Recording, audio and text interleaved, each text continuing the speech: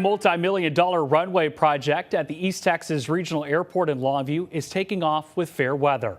According to Airport Director Max Tover, the $18.3 million project to improve the 10,000-foot runway is being completed ahead of schedule.